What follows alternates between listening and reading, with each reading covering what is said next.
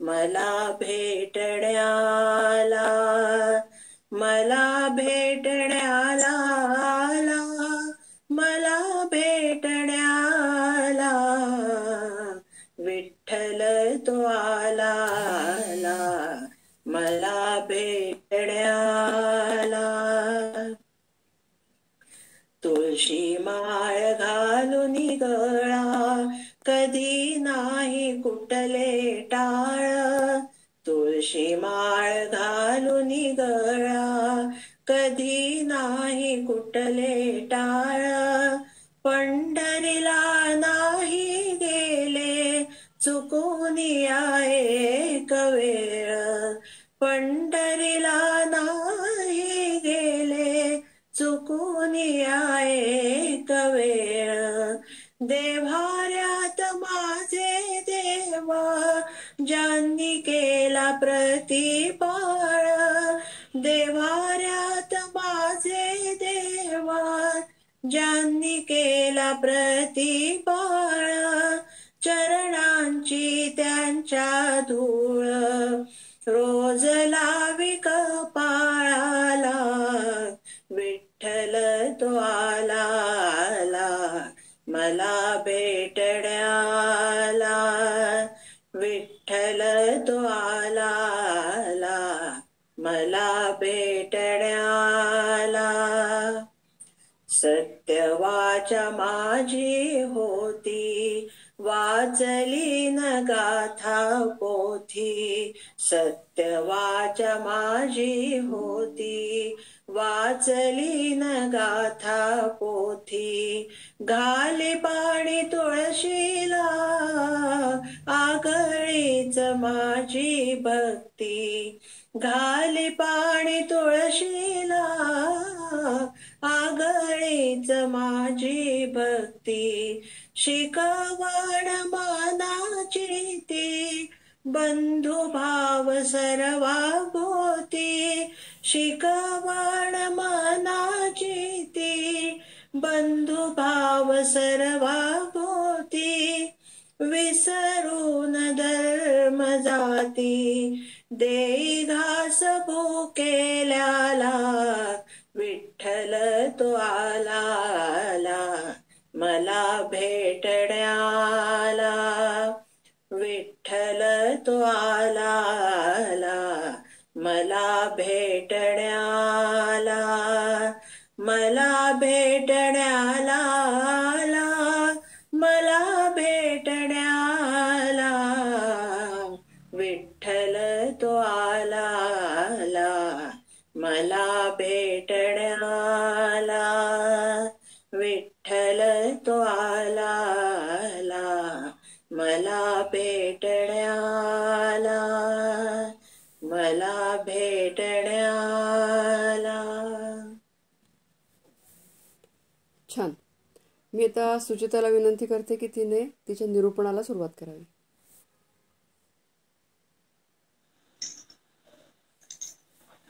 नमस्कार.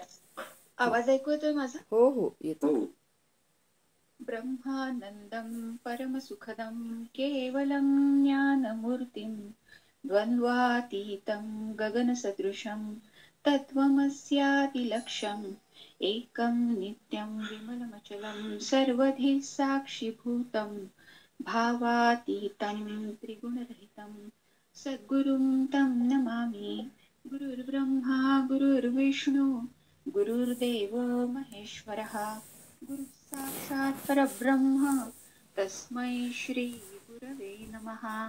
अलंकापुरी पुण्यभूमी पवित्र तिथे नांदतो ज्ञान राजा सुपात्र तया आठविता महापुण्य राशी. नमस्कार माझा सद्गुरु श्री ज्ञानेश्वरासी. सगळ्यांना आदरपूर्वक नमस्कार. आपण आतापर्यंत असं बघितलं की श्रद्धा ही प्रत्येकामध्येच आहे आणि ती कशी असते तर ती स्वभावज असते, म्हणजे प्रत्येकाच्या स्वभावाप्रमाणे उत्पन्न झालेली असते, त्याच्या वासनेतून कामनेतून उत्पन्न झालेली असते. आणि अर्थातच ती सात्विक, राजसी आणि तामसी अशा 3 प्रकारची असते. म्हणजे या जन्मात आतापर्यंत किंवा या पूर्वीच्या जन्मात जे आणि जसं वर्तन माझ्याकडून घडलेलं आहे त्याप्रमाणे माझी श्रद्धा असणार आहे. म्हणजे जसा जर मी काही शास्त्राभ्यास केलेला असेल, काही ग्रंथांचं वाचन श्रवण मनन केलेलं असेल, गुरुवाक्यावरती श्रद्धा असेल, तर माझी सात्विक श्रद्धा आहे असं म्हणता येईल. किंवा जर मी विचार करत असेन की अजून काय माझं आयुष्य भरपूर पडलेलं आहे, गीता काय मी कधी पण शिकू शकते, किंवा शास्त्र वाचायचं हे काय माझं वय आहे का, अजून माझ्यावर किती जबाबदारी आहेत, माझ्या मुलाचं शिक्षण चालू आहे, मुलीचं लग्न व्हायचंय, हे सगळं मी रिटायरमेंट नंतर करू शकते ना, मग आत्ताच काय घाई आहे, असं म्हणून मी दिवस रात्र जर मेहनत करत राहिले तर माझ्या या श्रद्धेला काय म्हणता येईल की माझी राजसी श्रद्धा आहे. आणि जर माझं असं मत असेल की आयुष्यामध्ये मेरिटला ना काही किंमतच नाहीये, मी सगळीकडं काय बघते की सगळीकडं राजकारण इतकं बोकाळलेलं आहे, भ्रष्टाचार आहे, सरळ मार्गाने जाताना कोणी दिसतच नाहीये, मग मी एकटीनं सरळ मार्गाने जाऊन काय होणार आहे. आणि मी असा विचार करते की माझ्या एकटीच्या सरळ वागण्याने काहीच होणार नाहीये आणि मी पण असंच आचरण करायला पाहिजे. असं जर असेल तर माझ्या श्रद्धेला तामसी श्रद्धा मानता येईल. म्हणजे थोडक्यात काय तर प्रत्येक मनुष्याची श्रद्धा त्याच्या सत्वानुरूप म्हणलेलं आहे ना, म्हणजे त्याच्या पूर्वकर्मानुसार बनलेली असते, त्याच्या बुद्धीप्रमाणे बनलेली असते. जसं शास्त्रवचन आहे की बुद्धी कर्मानुसारेणी, म्हणजे आपली बुद्धी आपल्या कर्मानुसार बनत असते. जर एखाद्याचा स्वभाव शास्त्राभ्यासाचा गीताभ्यासाचा असेल, किंवा एखाद्याला पैसा मिळवण्यात चैन करण्याची आवड आहे, किंवा आणखीन एखाद्याला असं वाटतं की काहीतरी वाम मार्गानं खंडणी मिळवून आणखीन काही दुष्कृत्य करूनच मला पैसा मिळू शकतो, तर भगवंत 3ऱ्या श्लोकामध्ये या म्हणतात की श्रद्धामयोयम पुरुषो यो यश्रद्धस्स एव सः.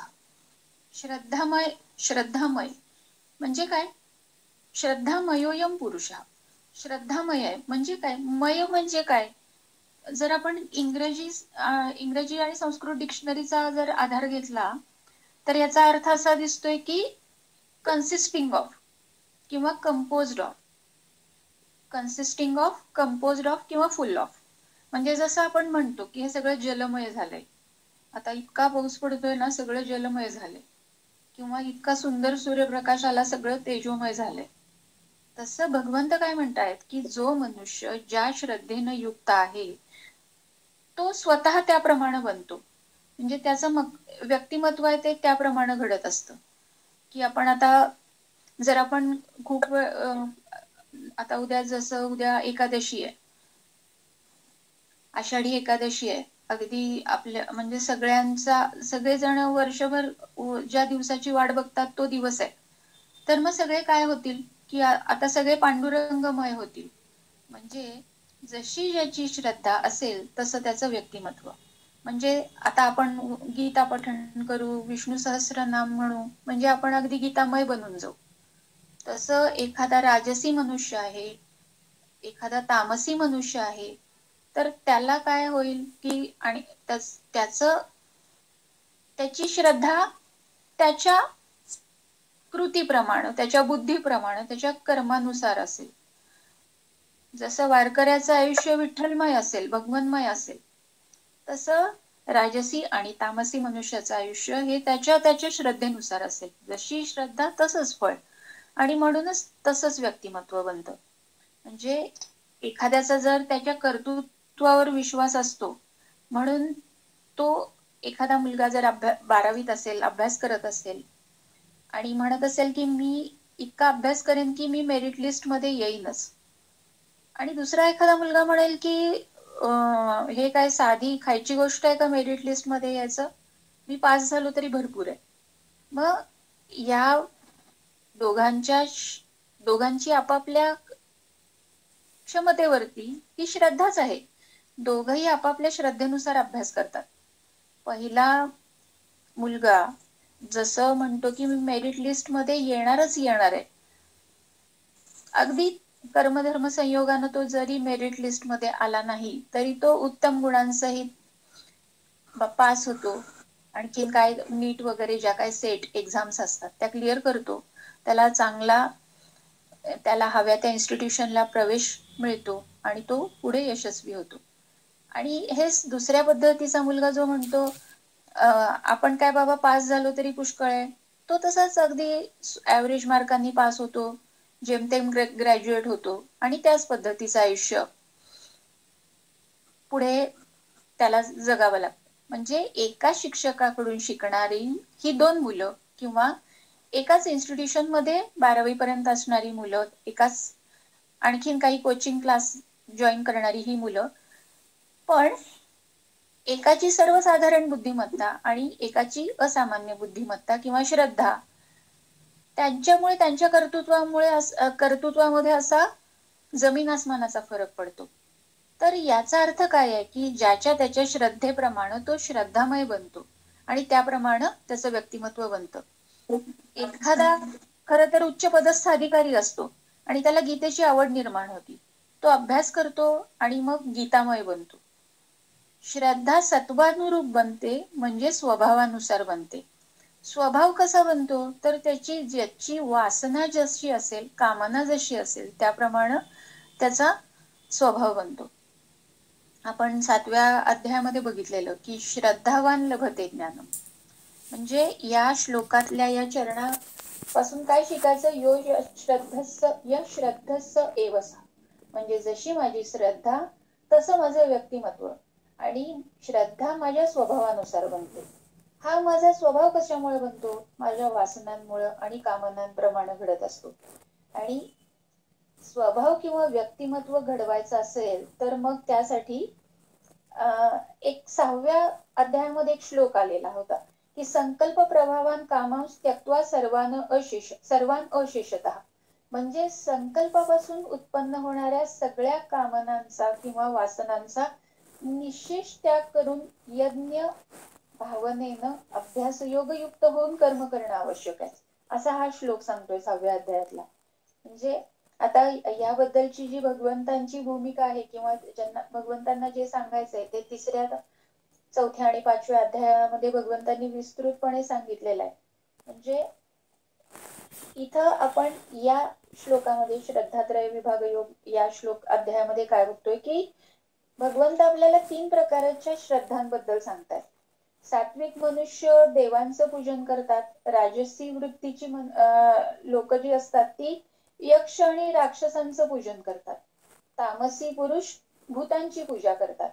म्हणजे सरळ सरळ अर्थ जर बघितला तर काय होतो की सात्विक, राजसी आणि तामसी श्रद्धा असलेली माणसं अनुक्रमे देव, राक्षस आणि भूतांचं पूजन करतात. म्हणजे शब्दशः अर्थ घ्यायचा झाला तर काय कसं होईल की आपल्या जशा वासना असतात त्याप्रमाणे आपली श्रद्धा बनते आणि त्या श्रद्धेच्या प्रभावाखाली तो मनुष्य त्या वासनांची पूर्ती करण्याच्या दृष्टीनं योग्य त्या व्यक्तीचं पूजन करतो किंवा योग्य त्या व्यक्तीचा आश्रय घेतो. म्हणजे कसं की सात्विक श्रद्धा असलेला मनुष्य आपल्या सांसारिक अथवा पारमार्थिक कामनांच्या तृप्तीसाठी काय मार्ग निवडेल, कोणाचा आश्रय घेईल. म्हणजे कदाचित तो हनुमंताचा भक्त असेल तर मारुतीला प्रदक्षिणा घालेल, दत्त उपासक असेल तर गुरुवारी उपवास करेल, एखाद्या संतांकडे गुरु म्हणून आश्रय मागेल, आणखीन काही शास्त्राभ्यास करेल, यज्ञ भावनेनं कर्म करेल. तेच राजसी श्रद्धा असलेला मनुष्य काय करेल तर तो राक्षसी वृत्तींचा आधार घेईल. तो एकच गोष्ट मानेल की ती म्हणजे पैशामुळे मला सगळं काही आयुष्यामध्ये साध्य होणार आहे, म्हणून तो सतत धनप्राप्तीच्या मागे धावेल. त्यासाठी काय करेल, त्यातही राजसी मनुष्य सात्विक विचारांचा जर असेल म्हणजे तो काय करेल तर तो सतत कार्यरत राहील. म्हणजे अगदी पहाटेपासून रात्रीपर्यंत तो कामामध्ये व्यग्र राहील, रात्री घरी आल्यावर सुद्धा मोबाईलद्वारे संपर्क करून कामातच राहील. म्हणजे त्याच्या डोक्यामध्ये दुसरा विचारच येणार नाही, त्याला दुसरं कुठलं कर्तव्यच राहणार नाही. तर रविवारी काम करेल, पार्ट टाइम काम करेल, पण उद्दिष्ट एकच की मला खूप धनवान व्हायचंय. आणि तामसी श्रद्धा असलेला माणूस काय करेल, तर त्याचा स्वभाव विघातक असतो. तो स्वतःचं नुकसान झालं तरी चालेल, पण दुसरा मात्र वर येता कामा नये अशा वृत्तीचा असतो. म्हणजे अशा वृत्तींचा आदर्श असलेली व्यक्ती, म्हणजे जसं टीव्हीवरच्या कोणत्याही सिरियल बघितल्या तर त्यामध्ये असंच असतं की मी त्याला धडा शिकवल्याशिवाय स्वस्थ बसणार नाही, त्याला त्याला रस्त्यावर खेचेन तर नाही, तर मी माझं नाव बदलेन. म्हणजे अशी माणसं जी असतात ना, ती आपल्या आई वडिलांविरुद्ध सुद्धा कोर्ट कचेऱ्या करायला बिलकुल घाबरत नाही. कोर्टामध्ये जर केसेस बघितल्या तर पार्टिशनच्या केसेस असतात ना, मोस्टली या केसेस भावंडांनी आपल्या बहीण भावंडांविरुद्ध, आपल्या आई वडिलांविरुद्धच दाखल केलेल्या असतात. म्हणजे अशी माणसं काय असतात, ती कोणत्याच कृतींना घाबरत नाहीत, लाजत नाहीत. कोणत्या गोष्टींचा आश्रय करावा याबद्दल काही त्यांना नीतिमत्ता राहिलेली नसते. म्हणजे नीतिमत्तेला त्यांनी पूर्णपणे धाब्यावरच बसवलेलं असतं. आणि अगदी या गोष्टींमध्ये ते कोणत्याही थरापर्यंत जायला मागं पुढे बघत नाही. म्हणजे आपल्या या सगळ्या वागण्याचं मूळ आपल्या वासनेमध्ये आहे. आणि म्हणूनच भगवंतांनी सांगितलं की काय करा, वासनांचा निःशेष त्याग करा. संकल्प प्रभावान कामास त्यक्त्वा सर्वान अशेषतः. म्हणजे त्याचा निःशेष त्याग करा. आपल्या कामनांचा, वासनांचा निःशेष त्याग करा. आता हा निःशेष त्याग तर काही मला साधणार नाही असं जर मी म्हणेन, पण त्या दृष्टीनं अभ्यास योग युक्त होऊन मला प्रयत्न करायला काय हरकत आहे. म्हणजे ज्याप्रमाणे माझी काम करण्याची, जी गोष्ट प्राप्त करण्याची इच्छा माझ्या मनात येईल त्या प्रतीचं काम करून त्या आपण करू, तशी तशी आपली श्रद्धा स्थिर होत जाणार आहे. आणि त्या श्रद्धेनुसारच आपलं व्यक्तिमत्व घडत जाणार आहे.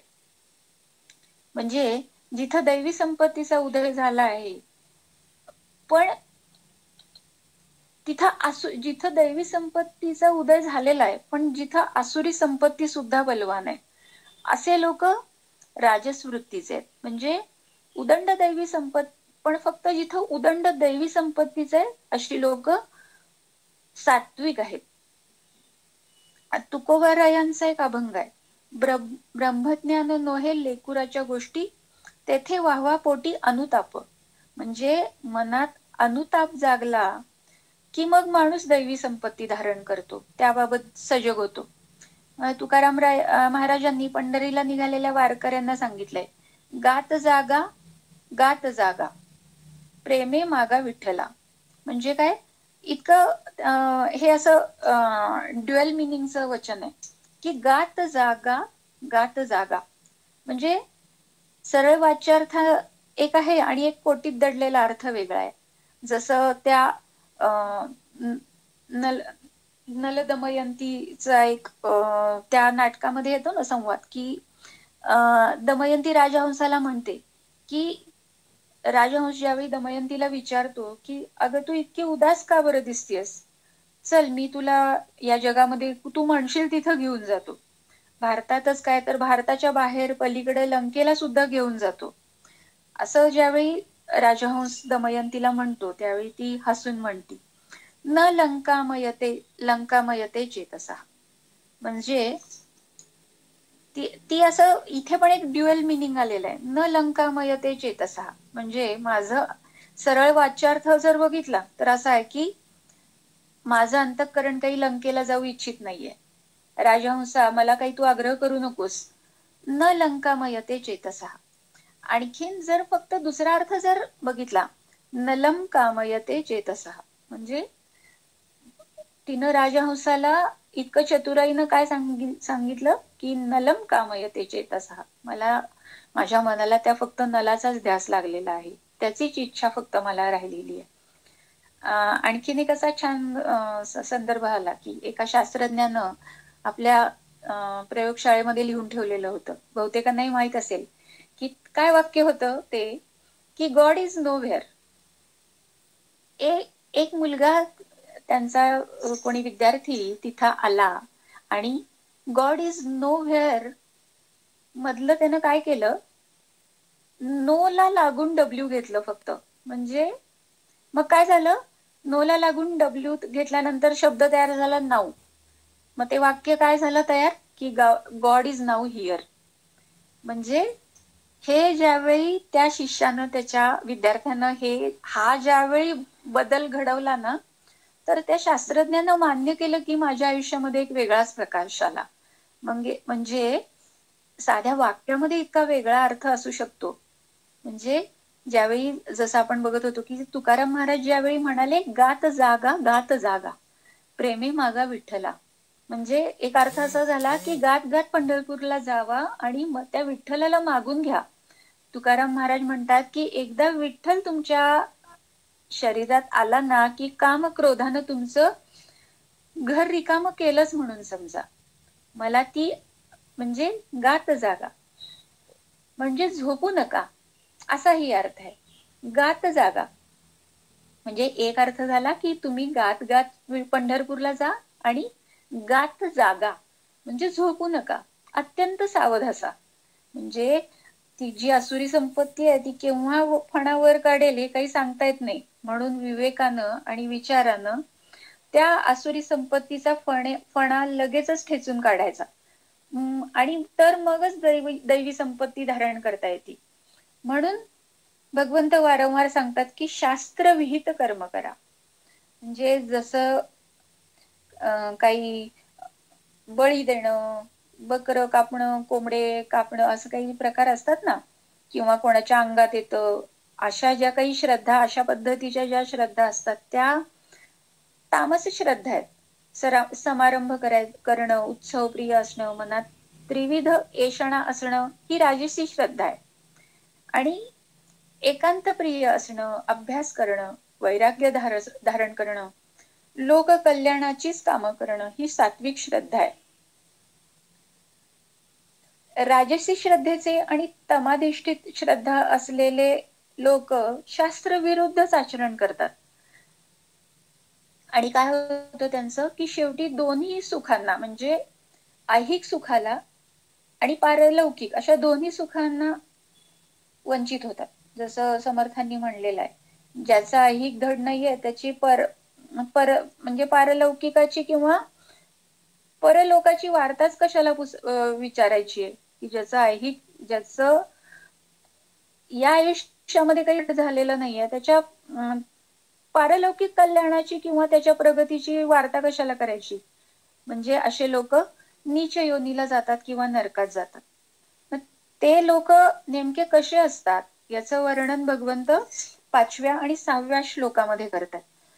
तो 5व्या श्लोकाचं आणि त्यावरच्या माऊलींच्या ओव्यांचं वाचन करावं अशी मी तावरे मॅडमना विनंती करते. नमस्कार. 5वा श्लोक. अशास्त्रं विहितं घोरं तप्यन्ते ये तपोजनाः दंभाहंकार संयुक्ता कामरागबलान्विताः. ना शास्त्राचे निकीरनावे खाकरो ही नेणती जीवे परी शास्त्रज्ञा शिवे टेको नेदिती. वडिलांची या क्रिया तेखोनी वाती वाकुलिया पंडिता डाकुलिया वाजविती. आपलेनीची आटोपे धनित्वाचे दर्पे साचची पाखंडाची तपे आदरिती.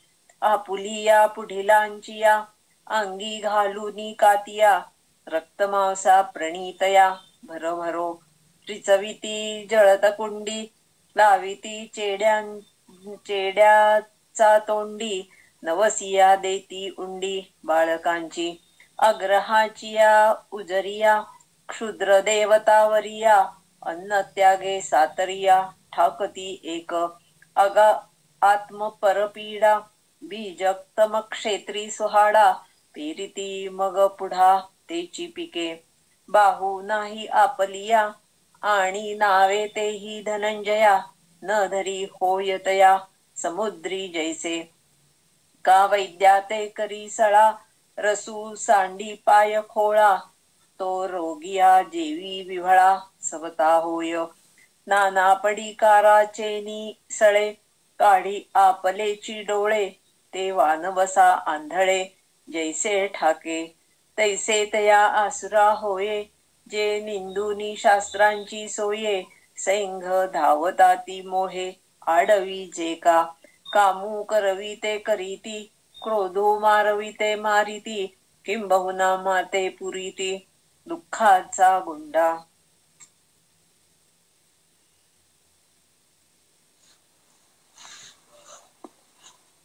आता या 2 श्लोकामध्ये भगवंत परत आसुरी श्रद्धेची माणसं कोण कोण आहेत हे याचं वर्णन करतात.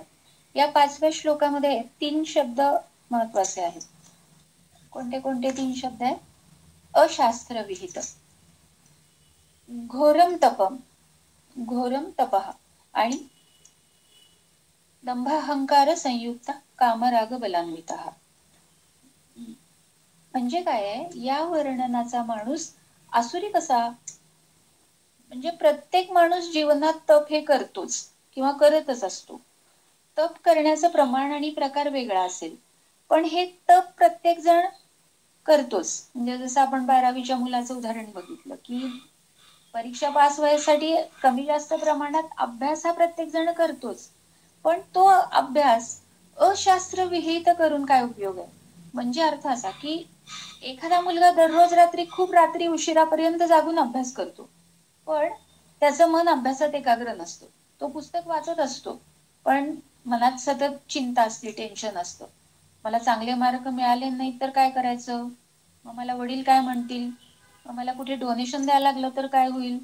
मग माझे मित्र पुढे गेले तर काय होईल? मग माझं जे स्वप्न आहे, मला डॉक्टर व्हायचे, ते पूर्ण नाही झालं तर काय होईल? मी यशस्वी नाही झालो तर काय होईल?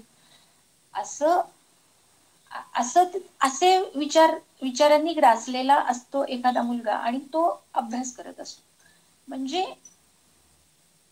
हे जे कर्म आहे तर हे कसं आहे, तर ते अशास्त्रविहित आहे.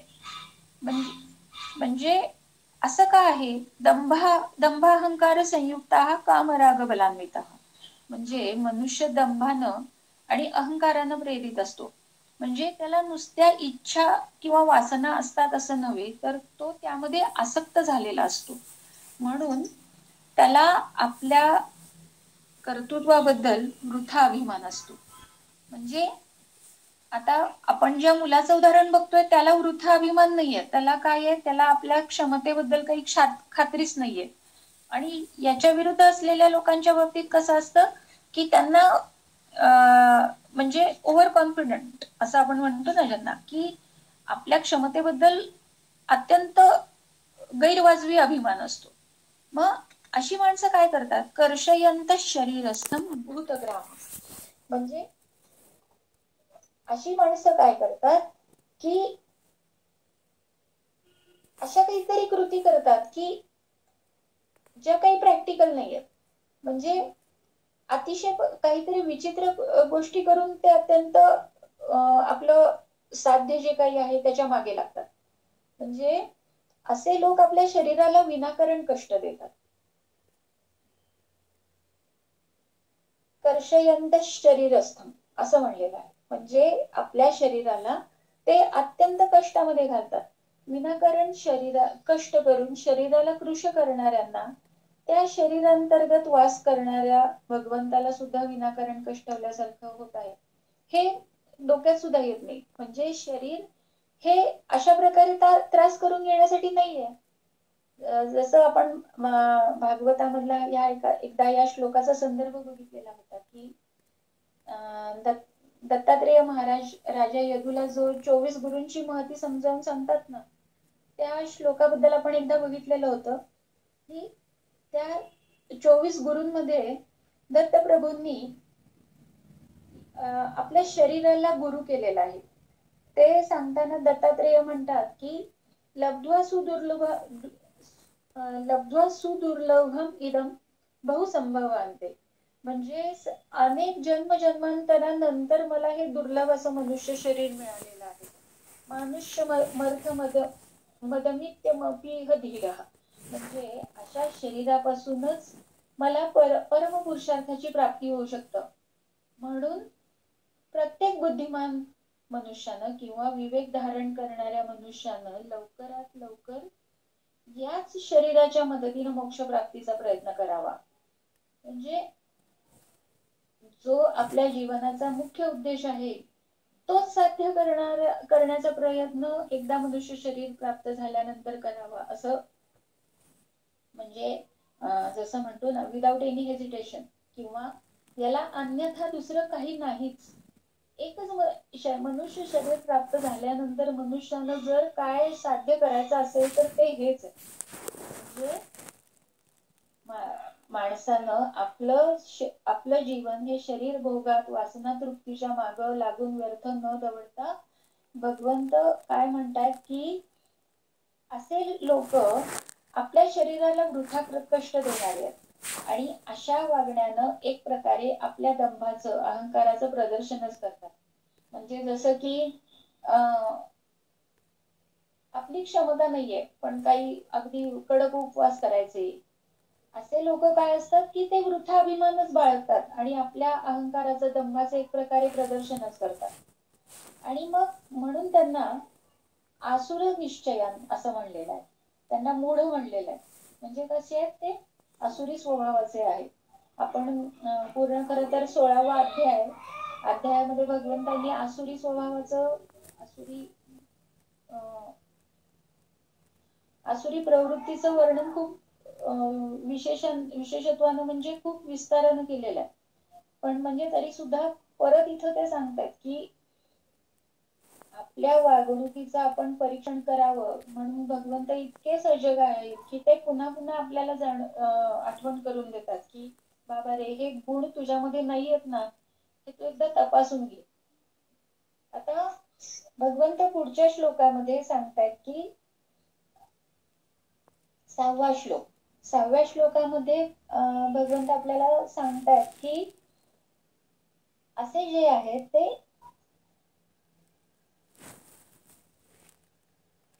कर्षयंत शरीरस्थम भूतग्राममचेतसः.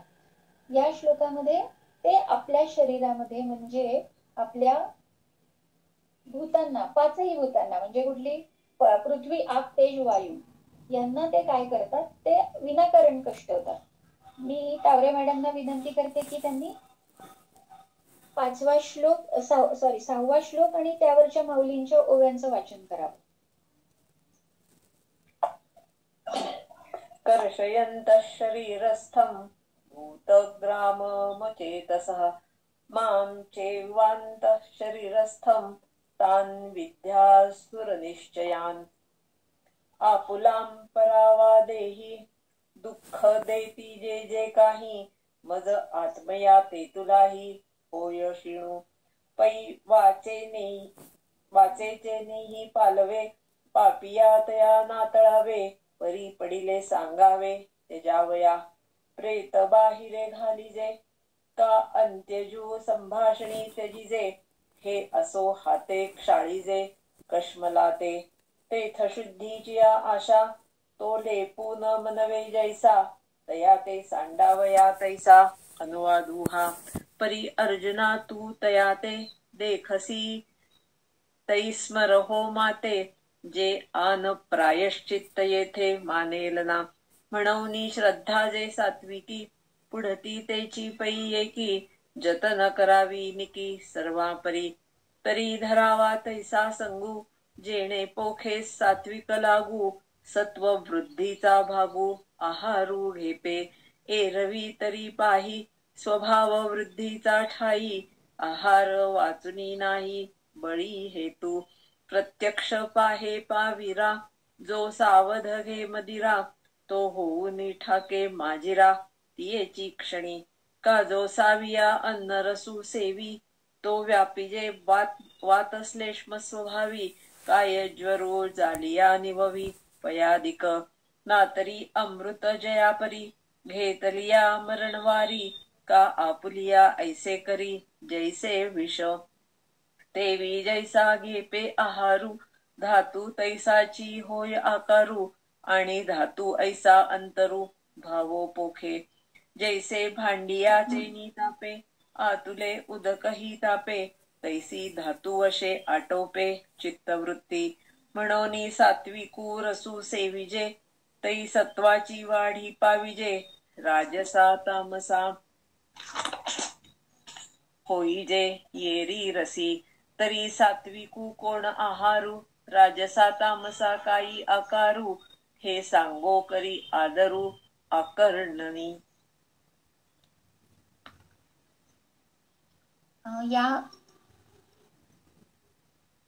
या श्लोकामध्ये माऊलींच्या ओव्यांमध्ये थोडासा बिभत्स रस आलाय असं मला वाटतंय, की कसं माऊलींनी असं वर्णन केलेलं आहे की जे जे काही दुःख ते आपल्या अथवा परक्याच्या देहाला देतात, तेवढेच सगळं दुःख ते मला म्हणजे आत्म्याला देतात, किंवा ते दुःख मला होतं.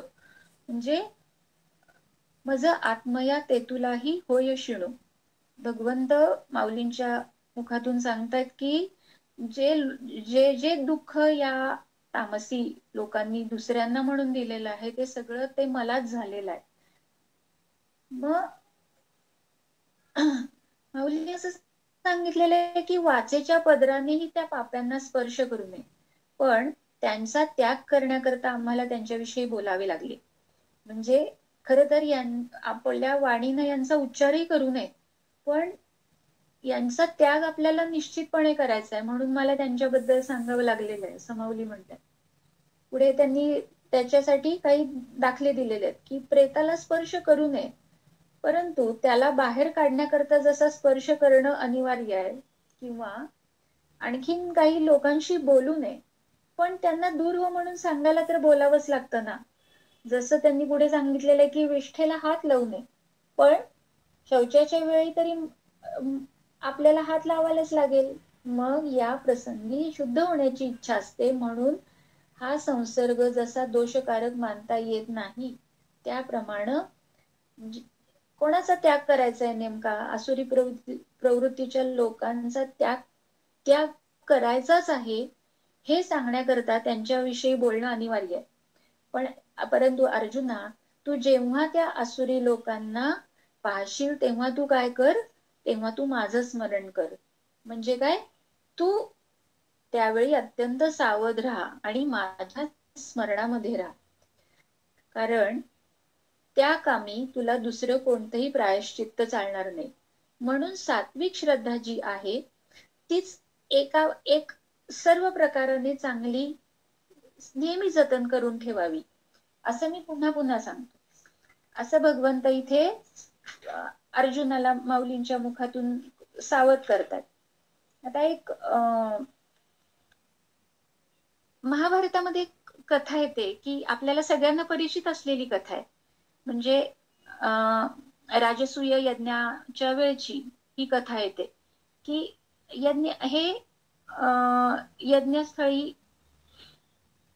म्हणजे युधिष्ठिरानं जो यज्ञ केला त्यामध्ये असं आहे की राजसूय यज्ञ नाही, सॉरी माझं काहीतरी हे झालं, सांगताना कन्फ्युजन झालं. तो अश्वमेध यज्ञ आहे आणि त्यामध्ये एक मुंगूस येतं आणि असं आहे की ते मुंगूस तिथं असं म्हणतं की कुरुक्षेत्र हे धर्मक्षेत्र आहे आणि या ठिकाणी अनेक धर्मज्ञ आणि धर्माचरण करणारे श्रेष्ठ लोक आहेत, त्यांचं आचरण शुद्ध आहे. तिथं भयानक दुष्काळ पडला आणि शेतातलं धान्य पूर्णतः सुकून गेलं. मग तिथं काय झालं, ब्राह्मणांनी कुठलाही तिथं एका ब्राह्मणानं कोणताही अन्नसंचय केलेला नव्हता. तो ब्राह्मण आपल्या परिवारासह तिथं राहत होता आणि त्याला मोठा म्हणजे त्याच्याकडे कोणत्याही पद्धतीचा अन्नसंचय नसल्यामुळं तो अत्यंत कष्टानं फक्त मिळेल त्या सत्तूच्या पिठावरती म्हणजे जवसाच्या पिठावरती अग्नीला आहुती देऊन विश्वदेव करून जे भोजन करेल तेवढंच भोजन त्याला सेवन करता येत होतं. म्हणजे इतका दरिद्री ब्राह्मण होता तो. मग तेवढ्यात तिथं एकदा असं झालं की अगदी थोड्यास त्याला ते सत्तूचं पीठ मिळालं आणि ते अग्नीला आहुती देऊन आणखीन वैश्वदेव करून जे भोजनाला प्रारंभ करणार तितक्यात तिथं एक अतिथी आला. मग त्या ब्राह्मणानं त्याचं अगदी प्रेमानं स्वागत केलं, त्याचं कुशल मंगल विचारलं आणि त्याला काय केलं की त्या अतिथीला अर्घ्य पाद्य म्हणजे त्याची पूजा अर्चा केली आणि जे अतिशय छोटासा भाग त्या सत्तूचा यांच्या वाट्याला आलेला होता तो त्या ब्राह्मणाला त्यानं अर्पण केला. आणि पण त्याची भूक काही भागली नाही. म्हणजे या ब्राह्मणाच्या वाट्याचा सत्तूचा भाग सेवन करूनही त्या ब्राह्मणाची भूक काही भागली नाही. म्हणून काय झालं, त्या ब्राह्मण गृहस्थाच्या पत्नीनं आपला वाटा दिला. मग खर तर हे संपूर्ण कुटुंब अतिशय गरिबीमुळे अत्यंत कृश झालेलं होतं. मग असं झालं की नंतर त्या पत्नीच्या वाट्याचं सेवन करूनही त्या अतिथीचा भूक भागली नाही. मग आपल्या मुलाच्या वाट्याचा भाग त्यानं ब्राह्मणाला दिला, त्या अतिथीला दिला. आणि असं झालं की हे सगळं या सगळ्या लोकांनी मुलाचा मुलीचा असं पुढे वर्णन येतं की प्रत्येकानं आपल्या वाट्याचं अन्न त्या ब्राह्मणाला त्या अतिथीला दान दिलं आणि ते भुकेलेच राहणं पसंत केलं. मग त्या अन्नाचे जे कण तिथं पडलेले होते तिथं त्या मुंगसानं आपलं शरीर तिथं मुंगूस वावरल्यानंतर त्याचा शरीराचा अर्धा भाग सोन्याचा झालेला होता. आणि मग ह्या यज्ञामध्ये, या अश्वमेध यज्ञामध्ये ज्यावेळी युधिष्ठिरानं हा यज्ञ केला आणि तिथं ज्यावेळी अन्नदान चाललेलं होतं त्यावेळी उरलेलं आपलं शरीर सोनेरी होतं का पाहण्यासाठी हे मुंगूस आपलं शरीर तिथं घासत होतं, घासून बघत होतं, सगळीकडे लोळत होतं ते.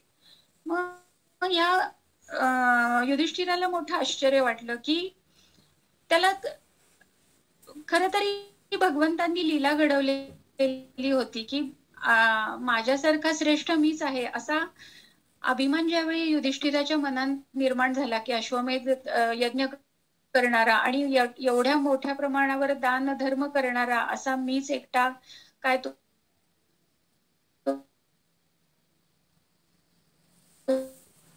ज्यावेळी अभिमान युधिष्ठिराच्या मनात निर्माण झाला त्यावेळी ही भगवंतांनी या मुंगसाच्या गर्वी घडवलेली लीला आहे की त्या जिथं अन्नदानाचं किंवा पंक्ती बसत होत्या तिथं हे मुंगूस येऊन आपलं शरीर घासून पाहत होतं की आपलं शरीर सोन्याचं होतंय का. तर त्या प्रसंगी युधिष्ठिरानं त्या मुंगसाला विचारलं तर त्यावेळी तो मुंगूस असं त्याला म्हणतो की अरे तो ब्राह्मण, तो अत्यंत गरीब असा ब्राह्मण तुझ्यापेक्षा श्रेष्ठ आहे. आणि मग त्यामध्ये ही कथा आलेली आहे की त्या गरीब अशा ब्राह्मण व्यक्तीनं आपल्या वाट्याचं नाही, आपल्या अगदी कृश झालेल्या कित्येक दिवस पूर्ण भोजन न मिळालेल्या अशा आपल्या पूर्ण कुटुंबियांच्या वाट्याचं अन्न त्या अतिथीला दान केलेलं होतं. तो ब्राह्मण तुझ्यापेक्षा श्रेष्ठ आहे कारण तिथं मी माझं अंग घासल्यानंतर माझं अंग सोन्याचं झालं आणि सोनेरी झालं आणि मी तुझ्या यज्ञामध्ये त्यानंतर मी ज्या ज्या ठिकाणी अन्नदान होतं तिथं मी माझं शरीर चोळून बघतो की माझं उर्वरित शरीरही सोनेरी व्हावं, पण ते आज इथंही एवढ्या मोठ्या यज्ञामध्ये तुझ्या अन्नदानामध्ये सुद्धा ते होऊ शकलेलं नाहीये. म्हणजे भगवंतांनी युधिष्ठिराच्या अंतःकरणात प्रवेशलेला जो अभिमान किंवा दंभ होता तो त्या मुंगसाकरवी दूर केला अशी कथा महाभारतामध्ये येते. म्हणजे हे जसं माऊलींनी इथं सांगितलेलं आहे की ह्या लोकांबद्दल म्हणजे ज्यांनी आसुरी संपत्ती धारण केलेली आहे त्यांच्याबद्दल फक्त बोलूच नाही असं नाही तर त्यांचा पूर्णतः त्याग करावा. आणि हे लोक ज्यावेळी तुमच्या संपर्कात येतील त्यावेळी तुम्ही माझं स्मरण नक्की करा. म्हणून सात्विक श्रद्धा जी आहे तीच एक प्रकारे सर्वदा जतन करावी. हे मी तुम्हाला पुन्हा पुन्हा सांगतो असं भगवंत म्हणतात. म्हणजे ज्या योगानं सात्विक संबंधांचं वृत्तीचं पोषण होईल अशीच संगती धरावी, ज्या योगानं सत्वाचा उत्कर्ष होईल असाच आहार घ्यावा. म्हणजे वास्तविक स्वभाव वाढवण्याच्या किंवा बनवण्याच्या कामी आहाराशिवाय दुसरं सामर्थ्यवान कारण नाहीये. म्हणजे असं म्हणलंय की अर्जुना, प्रत्यक्ष पहा की एखादा शुद्धीवर असलेला पुरुष जेव्हा दारू पितो तेव्हा तो त्याच क्षणी उन्मत्त होऊन राहतो, किंवा जो आपल्या मनाला येईल त्या अन्नाचं सेवन करतो तो त्या अन्न पाण्याच्या वातकारक कफकारक स्वभावाने व्यापला जातो. एखाद्याला ताप आल्यावर दूध वगैरे त्याला शांत करील काय? म्हणजे जसं आपल्या आयुर्वेदांना सांगितलेलं आहे की ताप ज्यावेळी आलेला असतो त्यावेळी दूध हे वर्ज्य आहे. मग ताप आल्यावर दूध प्यालं तर चालेल का? किंवा ज्याप्रमाणे अमृत सेवन केलं असता ते मरणाला टाळतं, अथवा विष सेवन केलं असता विष आपल्याला मारतं, म्हणजे आपल्यासारखं करतं असं म्हणलेलं आहे. आपल्यासारखं करतं म्हणजे काय? त्याचा नाश करतं. त्याप्रमाणे जसा आहार घ्यावा तसा देहातील रक्तमासादी धातूचा आकार बनतो आणि त्या रक्तादी धातूप्रमाणे अंतःकरणाचा स्वभाव जास्त जास्त स्पुष्ट होतो. ज्याप्रमाणे भांडे तापले म्हणजे आतलं पाणीही तापतं, त्याप्रमाणे आहाराच्या योगानं धातूच्या वश असल्यामुळे चित्तवृत्ती व्यापली जाते. म्हणून सात्विक रस सेवन करावे, तेव्हा सत्वगुण आणि इतर रसांनी रजोगुणाची आणि तमगुणाची वृद्धी होते. तर सात्विक आहार कोणता, राजस आणि तामस आहार कोणता आणि त्याचं स्वरूप काय, असं भगवंतांनी पुढे 7व्या श्लोकापासून ते जवळजवळ या सात्विक श्रद्धा, राजस श्रद्धा आणि तामसी श्रद्धा आणि यज्ञ दान तप आणि आहार याबद्दल विस्तारानं पुढच्या श्लोकांमध्ये आपल्याला मार्गदर्शन केलेलं आहे. ते आपण पुढच्या शनिवारी पाहूया. आजची सेवा भगवंतांच्या चरणी अर्पण करून आज मी इथेच थांबते. श्रीकृष्ण अर्पणमस्तु. छान. मी तर रश्मीला विनंती करते की तिने आरती म्हणावी.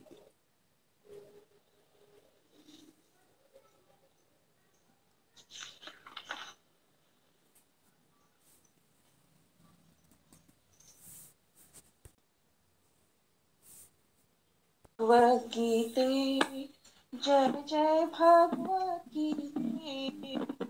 हरिः कमल विहारिणी, हरिः कमल विहारिणी, सुंदर सुपुनीते. जय भगवत गीते. कर्म सुमर्म प्रकाशिनी, कामासक्ति हरा, मय कामासक्ति हरा. तत्वज्ञान विकाशिनी, तत्वज्ञान विकाशिनी, विद्या ब्रह्म परा. जय भगवत गीते. निश्चल भक्ति विधायिनी, निर्मल मलहारी, मय निर्मल मलहारी. शरण रहस्य प्रदायिनी, शरण रहस्य प्रदायिनी, सब विधि सुखकारी. जय भगवत गीते. राग द्वेष विदारिणी, कारिणी मोद सदा, मय कारिणी मोद सदा. भव भयहारिणी तारिणी, परमानंद प्रदा. जय भगवत गीते. आसुर भाव विनाशिनी, नाशिनी तम रजनी, मय नाशिनी तम रजनी. दैवी सद्गुणदायिनी, दैवी सद्गुणदायिनी, हरिरसिका सजनी. जय भगवत गीते. समता त्याग सिखावनी, हरिमुख की वाणी, मय हरिमुख की वाणी. सकल शास्त्र की स्वामिनी, सकल शास्त्र की स्वामिनी, श्रुतियों की रानी. ओम जय भगवत गीते. हरिपद प्रेम दान कर अपनो कर लीजे, मैया अपनो कर लीजे। दया सुधा बरसावनी मातु कृपा कीजे। ओम जय भगवद गीते, जय भगवद गीते, जय जय भगवद गीते। हरि कमल विहारिणी सुंदर सुपुनीते। ओम जय भगवद गीते, ओम जय भगवद गीते। छान. मी आता विद्याधर भाऊ देशपांडे यांना विनंती करते की त्यांनी पसायदान म्हणावे.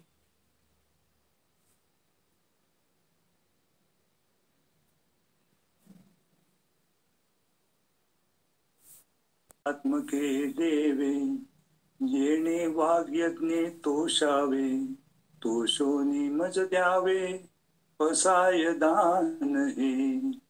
जे खळांची व्यंकटी सांडो तया सत्कर्मी रती वाढो, भूता परस्परे पडो मैत्र जीवांचे. दुरितांचे तिमिर जावो, विश्व स्वधर्म सूर्ये पाहो, जो जे वांचील तो ते लाहो, प्राणी जात वर्षत सकळ मंगळी. ईश्वर निष्ठांची मांदियाळी, अनवरत भूमंडळी भेट तू भूताय. चला कल्पतरूंचे आरव, चेतना चिंतामणींचे गाव. बोलते जे अर्णव पियुषांचे, चंद्रमे जे अलांछन, मार्तंड जे तापहीन. ते सर्वाही सदा सज्जन, सोय रे हो तू. किंबहुना सर्व सुखी पूर्ण होऊन तिही लोकी. भजजो आदि पुरुखी अखंडित, आणि ग्रंथोपजीविये विशेषी लोकीये. दृष्टादृष्ट विजये होवावेजी.